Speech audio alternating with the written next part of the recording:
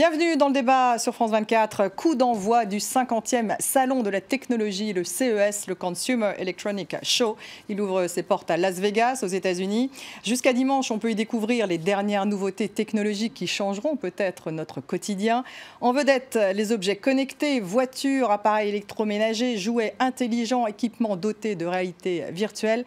Et les jeunes pousses françaises sont compétitives. 275 boîtes portent les couleurs tricolores au salon.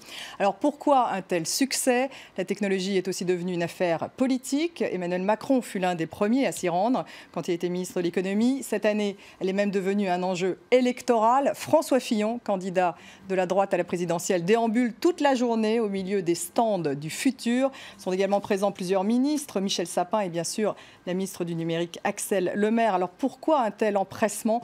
La technologie a-t-elle un avenir économique et politique? On en parle avec mes invités. J'ai le plaisir de recevoir Diana Filipova. Bonsoir, responsable des startups chez Microsoft et cofondatrice du think tank WeShare. Capucine Cousin est avec nous. Bonsoir. Vous êtes journaliste au service Tech Média de Challenge. Également Frédéric Mazella est avec nous. Merci d'être là, président et fondateur de Blablacar. Et enfin Bruno Teboul. Bonsoir. Vous êtes vice-président sciences et innovation du groupe Kerus, également auteur de Ubérisation égale économie déchirée. Vous êtes également membre de la gouvernance de la chaire Data Scientist. Avant de commencer ce débat, je vous propose d'aller faire un tour justement à ce fameux salon CES de Las Vegas pour y découvrir les dernières trouvailles de la technologie française. C'est avec nos confrères de France 2. C'est l'une des fiertés françaises du salon. Une navette sans conducteur, autonome et 100% électrique qui roule pour la première fois aux États-Unis. Dès la semaine prochaine, ce minibus, baptisé Navia, va même pouvoir parcourir les rues de Las Vegas dans l'espace public. Depuis hier, nous avons donc des plaques du Nevada, donc avec bien marqué effectivement véhicule autonomous vehicle.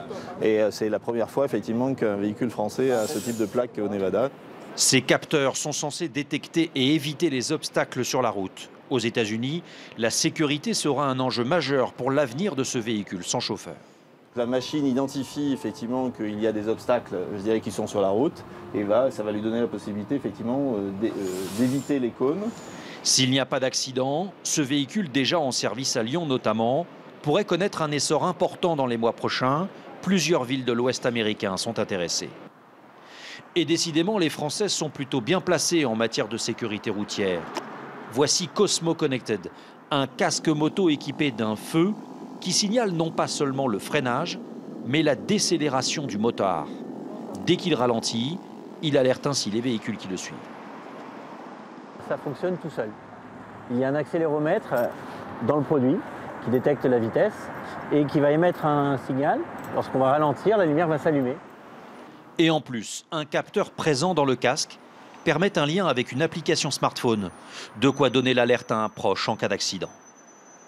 Au bout de quelques secondes, le centre de télésurveillance est prévenu et il va essayer de prendre contact avec le motard. Si le motard ne répond pas? Si le motard ne répond pas, à ce moment-là, le centre de télésurveillance estime que l'accident est avéré et envoie aux secours les plus proches, aux pompiers, la géolocalisation du motard avec ses données médicales enregistrées dans son profil. Mais au salon de l'innovation, il n'y a pas que l'électronique ou les objets connectés. Le premier vélo sur mesure réalisé à partir d'imprimantes 3D est encore l'œuvre de Français. L'entreprise Sculteo, implantée en Californie et en région parisienne, fabrique un cadre ultra léger en titane notamment pour seulement 300 €, quand son équivalent fabriqué en usine coûte 10 fois plus cher. Ça marche pour la technologie française. Frédéric Mazella, je voulais commencer ce débat par vous, parce qu'on peut dire qu'en étant président fondateur de Blablacar, vous êtes le modèle de l'entrepreneur qui a réussi dans la nouvelle économie. Blablacar, juste donne quelques chiffres, 380 salariés, 20 millions de membres, présents dans 19 pays, donc un groupe international. Vous êtes devenu licorne, c'est-à-dire valorisé à 1,6 milliard de dollars. Pourquoi n'êtes-vous pas à Las Vegas ? Alors, le CES, c'est Consumer Electronics Show, donc c'est du Consumer Electronics. Donc, ce sont des appareils principalement à disposition du public qu'on peut acheter. Il se trouve que le covoiturage, c'est un service. Voilà, c'est un service. Donc, les services que ne sont gens pas se à Las rendent entre eux, Vegas, les en fait. conducteurs et les passagers. C'est pas exactement la même chose. Nous, on est une plateforme, on est un service qui rend service aux gens et on n'a pas d'objet spécifiquement à vendre. Voilà. Enfin, Donc, pas besoin d'avoir un stand au CES. Voilà. C'est pas cette manière-là que vous utilisez pour vous vendre, en tout cas. Non, on se fait connaître par les réseaux sociaux, évidemment par le bouche à oreille beaucoup, puisque les gens qui essayent le covoiturage, eh bien, en parlent très facilement à leur entourage. Mais on n'a pas spécifiquement de stand à avoir pour des objets. Ça nous arrive d'être sur certains stands quand c'est pertinent par rapport à la mobilité ou par rapport à d'autres choses de ce style, mais pas forcément par rapport aux objets connectés. Alors, pour la petite histoire, vous avez quand même lancé Blablacar parce que vous avez une idée tout d'un coup sur un voyage, un train était bondé, tout d'un coup vous vous êtes dit pourquoi pas partager des voitures. L'idée vous est venue comme ça finalement, un peu par hasard. Oui, c'était une période de Noël, il y a quelques années maintenant, et je devais rentrer en Vendée. Il y a 10 ans à peu près. Un petit peu plus de 10 ans, oui. Et je devais rentrer en Vendée, et puis voilà, je m'y suis pris un petit peu tard, tous les trains étaient pleins. Et au final, c'est ma petite sœur qui habitait à Rouen, qui est passée me chercher à Paris et qui m'a emmené en Vendée, sur la route, sur l'autoroute A10. On voit les trains, et donc j'ai vu les trains pleins, j'ai vu les voitures vides, et je me suis dit, c'est pas possible, il y a autant de places vides dans les voitures, il faut faire quelque chose, et on va permettre aux passagers qui cherchent à se déplacer de trouver toutes les places vides qu'il y a dans les voitures, puisqu'il y en a des millions. Après, il a fallu quand même quelques années avant que la réalisation après voilà, l'idée, ça dure se un fasse. petit peu de temps. Enfin, ça dure quelques heures, on va dire, et puis ensuite, c'est des années et des années de travail. Alors, 275 jeunes pousses françaises présentes à Las Vegas, il n'y en avait pratiquement pas il y a 5 ans. Pourquoi un tel succès de la French Tech? Ça vous étonne, vous? Alors, il y a une créativité très forte quand même des Français, ça c'est sûr. Ce qui est nouveau, je trouve, et ce qui est bien, c'est qu'on arrive à transformer cette créativité en des services et des objets et des choses qui peuvent être utiles à tout le monde et pas uniquement en recherche fondamentale. C'est-à-dire que là, on est passé dans des choses très appliquées et on est rentré dans une nouvelle ère, je trouve, qui est d'être capable de mettre à disposition notre créativité et nos produits de manière accessible à tout le monde et de savoir les marketer, on va dire. Oui, enfin tout ce qui est marketing des nouveaux produits et puis en même temps ergonomie au sens très large des produits. On a compris que les produits américains, par exemple, marchent très très bien parce qu'ils sont en fait très très bien conçus et faciles à utiliser et pas uniquement parce que c'est une techno incroyable. Évidemment, c'est des technos incroyables, mais en plus, c'est extrêmement facile d'accès. Compréhensible pour tout le monde et donc du coup c'est ça qui fait le grand succès de ces choses-là et j'ai l'impression que là on est vraiment en train d'arriver dans cette ère-là à être capable de faire des objets faciles à utiliser et donc derrière évidemment il y a une adoption massive qui peut se créer. Et les Français, on le vend en poupe. Diana Filippova, est-ce qu'il y a aujourd'hui justement un écosystème de la nouvelle économie en France? Alors les plus anciens c'était Xavier Niel, Marc Simoncini, le président de Mythique et puis finalement ces plus anciens commencent à financer des plus jeunes, des jeunes pousses.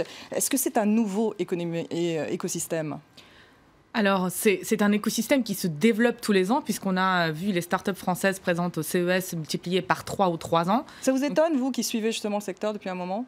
Ça ne m'étonne pas parce qu'il y a une concentration, une synergie entre les efforts qui sont déployés d'une part par les pouvoirs publics qui, on le voit très bien, sont présents au CES, d'autre part par les grands groupes qui également, comme La Poste, Engie, Dassault et Microsoft, sont également présentés là-bas, et en même temps des entrepreneurs qui sont très très forts aujourd'hui, qui sont capables de conjuguer une excellence scientifique avec une capacité, comme le disait Frédéric, à transformer leur innovation de recherche en produits qui sont justement démontrables, qui peuvent faire l'épreuve d'une démonstration qui aujourd'hui est en train de se développer. Donc clairement, il n'y a pas de coïncidence. La France met un effort très important sur son écosystème et ça porte ses fruits.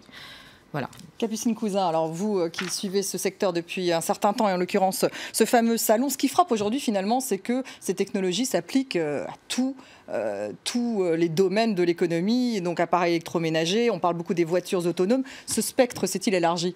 Oui, ce qui est intéressant, c'est qu'effectivement, on a de plus en plus d'objets quotidiens qui deviennent connectés. Maintenant, on a de l'électroménager connecté, un frigo connecté, la voiture connectée. Là, cette année, il y a WeThings qui présentait aujourd'hui une brosse à cheveux connectée. Qu'est-ce que c'est qu'une brosse à cheveux connectée? C'est vrai que ça pose question, $200 pour une brosse à cheveux connectée.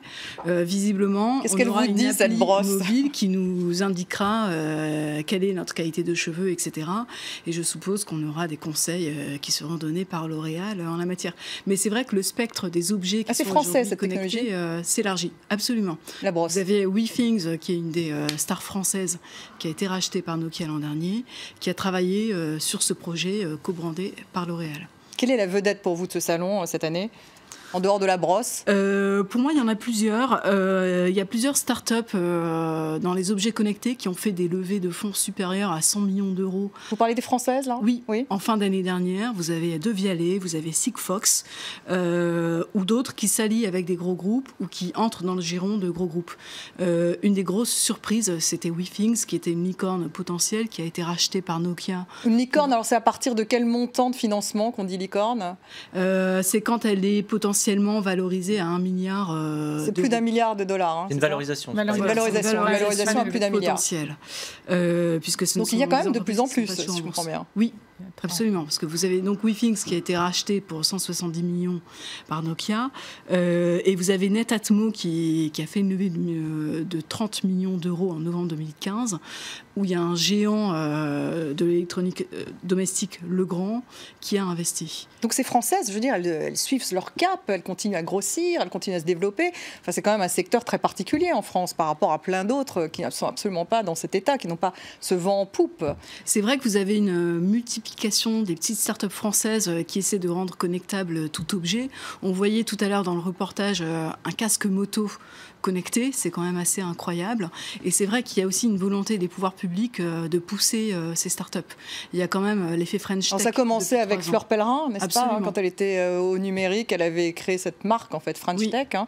Donc c'est aussi la conséquence de ce volontarisme politique, ce qui se passe aujourd'hui? Oui, tout à fait, parce que vous avez notamment Business France, qui organise chaque année un concours où il sélectionne une trentaine de startups spécialisées dans les objets connectés et il va financer en partie leur voyage au CES et elles vont aussi bénéficier d'un coaching pour passer auprès des médias, etc. Ah, donc là, ça marche, hein, l'aide de l'État. Bruno Tobule, est-ce que ça crée vraiment des emplois en France, ce secteur? Vous qui nous donnez un peu l'aspect macro. Alors, pour y répondre, c'est peut-être difficile de généraliser, évidemment, que des startups créent des emplois aujourd'hui en France. Enfin, moi, j'ai juste une statistique, alors elle est mondiale, hein, ce que disait à Davos l'année dernière, que finalement, robots et nouvelles technologies font perdre 5 millions d'emplois d'ici à 2020 dans le monde. Donc en fait, elles en détruisent plus qu'elles n'en créent. Alors, ça, ce sont des études prospectives, elles sont nombreuses. La plupart d'entre elles convergent sur les hypothèses, malheureusement, liées aux perspectives d'automatisation, qui, vraisemblablement, à horizon 2025, réduiraient de moitié le nombre d'emplois aujourd'hui. Voilà. Donc, effectivement, on peut considérer que l'accélération de la numérisation, et notamment l'automatisation, vous parliez de véhicules autonomes, les robots sous toutes leurs formes, en fait, toutes les intelligences artificielles, on va dire augmentées, vont automatiser aujourd'hui des processus qui sont des processus soit de production, soit des processus de service ou de servicisation de manière générale, mais aussi vont touchent de plus en plus de professions, si vous voulez, intermédiaires. On voit les innovations, sans citer les marques américaines, bon, je ne peux pas la citer, mais dans le domaine de l'informatique cognitive, un groupe américain, sans le citer, parce que je crois qu'on ne peut pas, a développé une intelligence artificielle qui va permettre, si vous voulez, à des cabinets d'avocats d'être à la fois plus performants, mais malheureusement de faire moins appel, si vous voulez, à de la main-d'œuvre voilà, en matière d'assistanat sur la compilation de code, la jurisprudence, l'analyse, etc. Donc, d'un côté, ça crée de la valeur. C'est plutôt les emplois non qualifiés qu'on est en train de perdre. Alors, ça a commencé par les emplois de type col bleu. Et on est en train, malheureusement, aussi de toucher la catégorie des emplois intermédiaires et même supérieurs, parce que quand on parle d'avocature, on parle de professions supérieures ou de médecins qui sont des médecins dans le domaine de l'oncologie. On parle quand même de spécialistes du cancer aujourd'hui. Encore une fois, le même groupe américain très avancé sur ces technologies est en train de prouver que la technologie peut supplanter des expertises humaines. Donc ce qu'on appelle la disruption, en fait, ce changement... La disruption, ce sont les innovations de rupture, c'est effectivement la substitution, entre guillemets, du travail humain par la machine. Diana Philippot, vous êtes d'accord avec M. Tobule, justement, sur cette analyse de destruction d'emplois par la technologie, ce phénomène de révolution technologique, en fait, et je dirais son impact sur l'emploi? Alors, à mon avis, il y a vraiment deux façons d'envisager la question. La première, c'est de se concentrer sur ce qui se passe aujourd'hui, et la deuxième, c'est de projeter avec des prévisions qui vont à 2025, 2030, 2050. Si on regarde sur ce que la technologie peut aujourd'hui, effectivement, nous sommes dans une tendance où des emplois maintenant aujourd'hui qui sont non routiniers et qui sont intellectuels, donc en gros les emplois de cadre, qui sont possiblement supplantés par l'intelligence artificielle, par le machine learning, etc. Ensuite, donc là, vous parlez d'emplois qualifiés, on n'est plus du tout effectivement d'emplois qualifiés qui ont constitué en fait le fondement du développement des classes moyennes et notamment de notre système de protection sociale, celui du XXe siècle. En revanche, à se projeter 2025 et 2050, là, on rentre vraiment dans une certaine incertitude. Est-ce que la technologie va créer d'autres emplois qui vont, notamment dans le numérique, qui vont permettre à des personnes qui aujourd'hui le perdent de se redéployer sur de nouveaux postes? D'ailleurs, comment on assure la formation, notamment de cette personne-là, et aussi quel est le nombre d'emplois qui est détruit. Donc vous citez une étude d'Oxford qui date de 2012 déjà, une étude récente de l'OCDE parle non pas en termes d'emploi, mais en termes de tâches, donc avec une considération beaucoup plus fine en fait, quelles sont les tâches qu'on effectue. Et il considère que 10% d'emplois vont être complètement disparaître, mais que dans plus de 50% d'emplois, 50% des tâches vont effectivement connaître une modification substantielle, ce qui signifie grosso modo que votre poste avec 50% de tâches complètement différentes, c'est autre chose, c'est un autre travail. Il faudra donc former évidemment il faudra surtout trouver aussi une protection sociale qui n'est pas fondée exclusivement sur le salariat en CDI à vie, qui aujourd'hui devient de moins en moins un objectif atteignable malgré ce qui est présenté, donc je parle en tant que cofondatrice de WeShare, un objectif politique réalisable à court terme. Alors on va revenir sur la politique d'ailleurs dans la deuxième partie de l'émission. Frédéric Mazzella, quand vous entendez justement ces statistiques, je dirais pessimistes sur l'impact de la technologie sur l'emploi en France, qu'est-ce que vous en pensez, vous? Quelle est votre réaction? Je pense qu'il faut voir la chose de manière globale. On ne peut pas juste raisonner l'emploi en France parce qu'aujourd'hui, en fait, la réalité, c'est que tout est mondialisé. Donc maintenant, on a le choix, soit nous, d'avancer sur les choses de demain, soit de se dire non, nous, on résiste, on fait le petit village gaulois et puis on refuse le progrès. Donc sur tout ce qui est automatisation, évidemment, il faut se poser les bonnes questions, mais en même temps, ça force évidemment tout le monde à aller de l'avant et à se former à la suite. Aujourd'hui, les cycles technologiques dans lesquels on évolue ne font plus 60 ou 80 ans, ils font 20 ans. Ça veut dire quoi? Ça veut dire que sur une carrière dans laquelle on travaille pendant 40 ans, forcément, on est déjà passé 2 cycles. Donc, on ne peut pas se dire qu'on a fait une formation entre, je ne sais pas, 18 et 22, 23, 25 ans et qui va nous durer jusqu'à 60 ans. C'est plus possible. De toute manière, ça va changer. Vous le vivez, ce changement, en tant que créateur justement de Blablacar? On le vit tous les jours. On le vit tous les jours, à tel point que nous, on a une valeur chez nous qui dit share more, learn more, qui est partager plus, apprendre plus. On passe notre temps à partager tout ce qu'on apprend ensemble parce que ça va tellement vite que si on ne s'apprend pas les choses les uns les autres, eh bien on se retrouve vite, nous tous, de la même manière sur la touche parce que les technologies avancent extrêmement vite. Donc il faut créer des systèmes dans lesquels effectivement l'éducation continue sera extrêmement favorisée, mise en avant et probablement le nouveau modèle. S'éduquer à 20 ans pour aller jusqu'à 60 ans, c'est plus possible. Donc il faut des nouveaux modèles. Merci à tous les quatre. C'est la fin de cette première partie. On se retrouve pour la deuxième partie du débat dans quelques minutes après les titres.